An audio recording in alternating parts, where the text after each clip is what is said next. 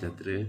Saya Muhammad Sufian Saad bin Muhammad Hamam, matrik nombor 260073 PJJ Kota Baru, Kelantan, Grup E. Dalam modul SCCA 2083 Undang-Undang dalam Komunikasi, ia membentangkan bertajuk Atas Suruhanjaya Komunikasi dan Multimedia 1998 Akta 589. Okey, bagi pengenalan pada hari ini, saya menerangkan definisi komunikasi. Okey, baiklah. Definisi komunikasi. 1. Medium perhubungan antara manusia dan juga sumber maklumat utama dalam kalangan masyarakat. Nombor 2. Perhubungan yang berlaku secara langsung atau tidak langsung, iaitu melalui perantaraan bagi tujuan mengadakan perhubungan melalui perbincangan, bertukar pendapat ataupun menyampaikan maklumat.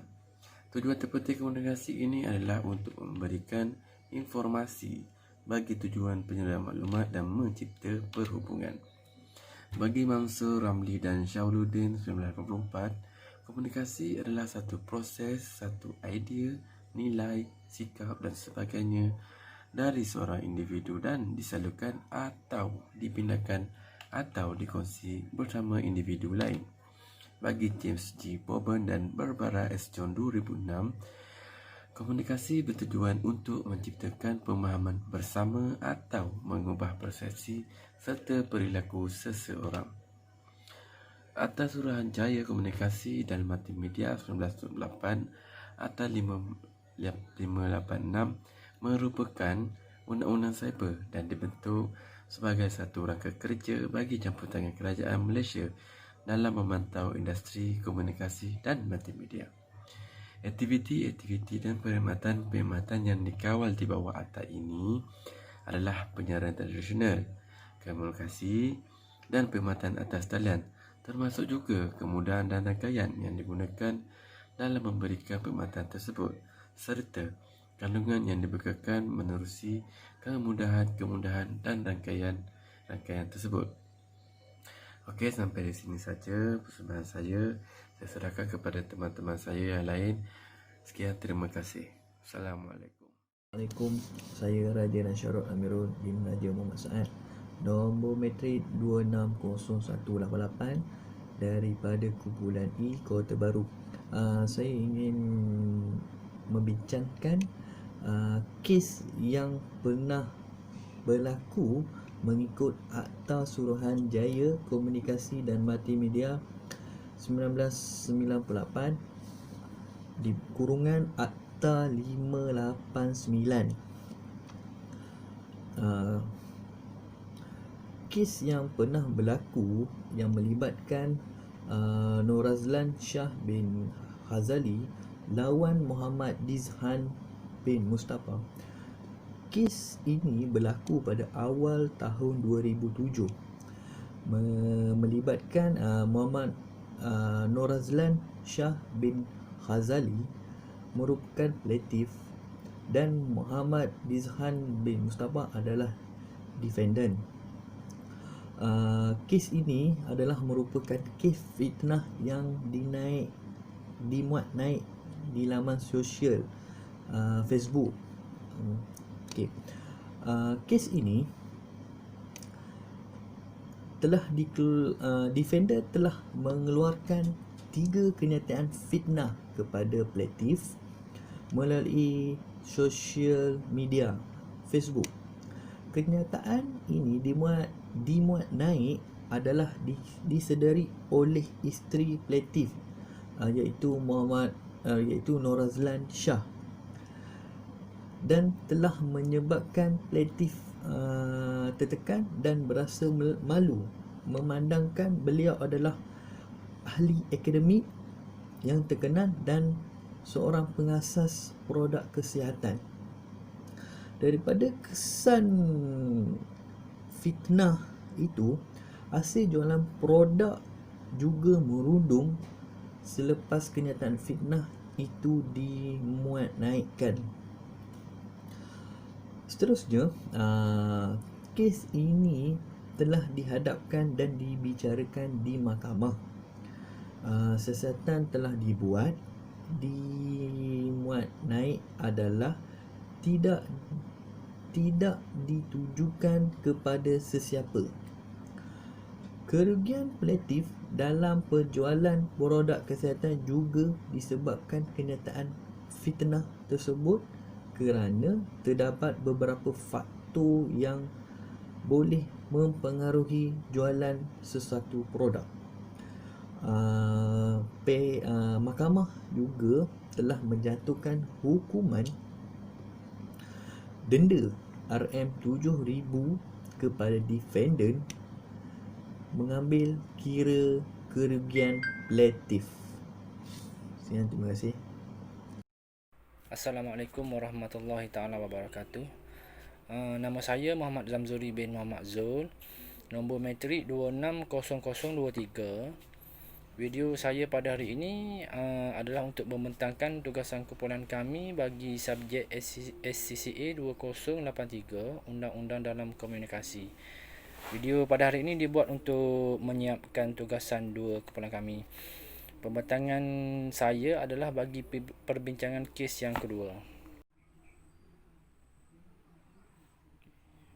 Penerangan kes kedua melibatkan pendakwa raya melawan Muslim bin Ahmad sebagai OKS. Kes berlaku pada tahun 2009. Kes ini merupakan kes penghinaan terhadap Duli Yang Maha Mulia Sultan Perak Sultan Nazrin Shah. OKS telah memuat naik satu hantaran yang menjelitkan di dalam laman sesawang buku tetamu pejabat Duli Yang Maha Mulia Sultan Perak, iaitu di dalam blog Duli Yang Maha Mulia Sultan Perak.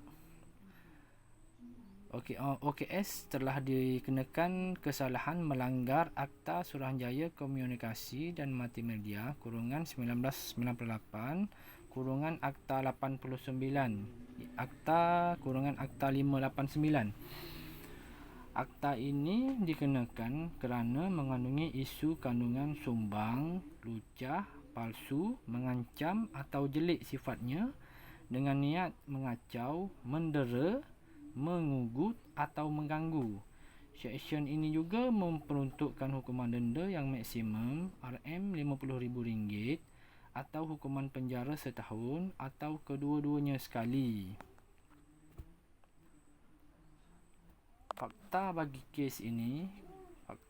kes Muslim bin Ahmad, OKS telah memuat naik 3 kenyataan yang berunsur penghinaan.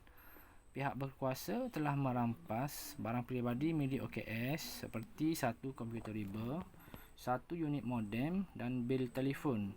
Siasatan telah dibuat dan mendapati IP yang digunakan untuk memuat naik kenyataan penghinaan tersebut adalah digunakan oleh OKS itu sendiri.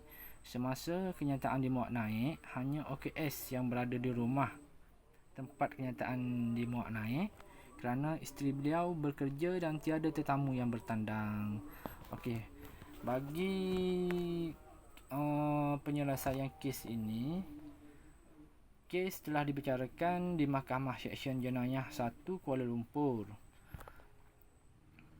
Pada perbicaraan pertama ini, pada mulanya OKS Muslim bin Ahmad mengaku tidak bersalah dan minta dibicarakan. Lalu mahkamah membebaskan OKS dengan ikat jamin sebanyak RM3,000.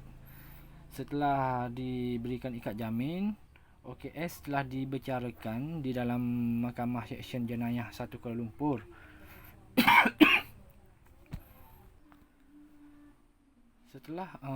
Setelah OKS dibicarakan, OKS telah dibebaskan kerana berjaya menimbulkan keraguan yang munasabah terhadap kes pendakwaan.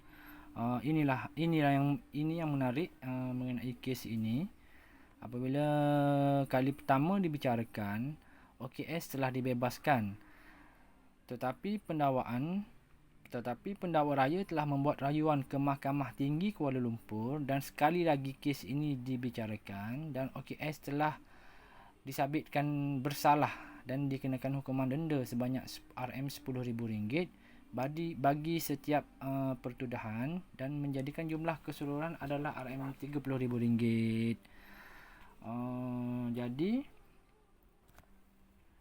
Jadi OKS telah didakwa di Mahkamah Tinggi Kuala Lumpur, dan ini menjadi satu peringatanlah kepada semua rakyat Malaysia agar berfikir panjang untuk membuat sesuatu hantaran di ruangan media sosial ataupun untuk membuat apa-apa kenyataan. Berfikirlah sebelum membuat apa-apa kenyataan, kerana undang-undang tidak mengira sesiapa pun dan akan mengenakan tindakan jika didapati bersalah dan cukup bukti. Sekian, terima kasih. Hai, Assalamualaikum. Nama saya Syahira Azimah binti Abdul Wahab, bernombor matrik 257698. Okey, saya akan sambung presentation untuk ahli kumpulan saya, Undang-Undang dalam Komunikasi, iaitu tajuk yang diberikan adalah Akta Suruhanjaya Komunikasi dan Multimedia 1998, Akta 589.